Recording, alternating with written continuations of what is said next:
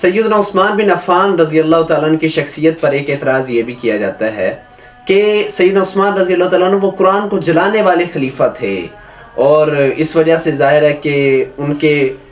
فضیلت وہ نہیں ہے کہ جو سیدنا علی رضی اللہ تعالیٰ عنہ کی فضیلت تھی، اور ظاہر ہے کہ یہ ان کا ایک نیگٹیو پوائنٹ بنا کر پیش کیا جاتا ہے، ایک نیگٹیو اسپیکٹ کے ساتھ، کہ وہ قرآن کریم کو جلانے والے تھے نہ کہ قرآن کریم کی حفاظت کرنے والے۔ تو اس میں وہ پیش کرتے ہیں صحیح بخاری کی حدیث نمبر 4987 کہ سیدنا عثمان رضی اللہ تعالیٰ نے زید بن ثابت رضی اللہ تعالیٰ کو یہ حکم دیا کہ آپ یہ مصاحف ہیں ان کو سامنے رکھیں، اور جہاں اختلاف ہو تو قریش کو مد نظر رکھیں، کیونکہ قرآن کریم جو ہے وہ قریش کی زبان میں نازل ہوا ہے، اور جب یہ سارے نسخے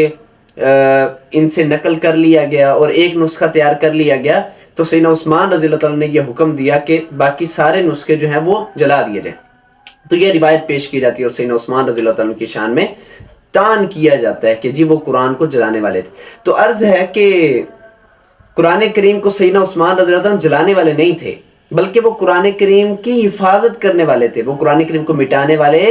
نہیں تھے۔ علامہ ابن ابطال مالکی کہتے ہیں صحیح بخاری کی شرح میں، وہ لکھتے ہیں کہ اس حدیث سے یہ معلوم ہوتا ہے کہ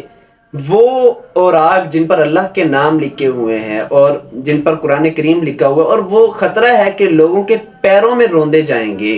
اور لوگ ظاہر ہے کہ انہیں پڑھیں گے نہیں، تو اور پھر ان پر مٹی پڑے گی، ان پر دھوڑ پڑے گی، تو ایسے اوراق کو جلایا جا سکتا ہے، ایسے اوراق کو جلایا جا سکتا ہے، یا پھر مٹی میں دفنایا جا سکتا ہے۔ اور علامہ زرکشی نے بڑی پیاری بات کی ہے، انہوں نے کہا جی اس سے یہ معلوم نہیں ہوتا کہ سیدنا عثمان بن عفان رضی اللہ تعالیٰ عنہ قرآن کو مٹانے والے تھے۔ مٹانے والے کہاں تھے؟ اگر وہ مٹانے والے ہوتے تو وہ کیا زید بن ثابت کو یہ کہتے رضی اللہ تعالیٰ عنہ اور ان کی ٹیم کو کہ بھائی آپ قرآن کریم کو جمع کریں اور قرآن کریم کو ترتیب دیں، یہ نہ ہو کہ قرآن کریم غیر محفوظ ہو جائے، اور پھر وہ ان کی کاپیاں کروا کے کیا مختلف علاقوں میں پھیلانے والے ہوتے؟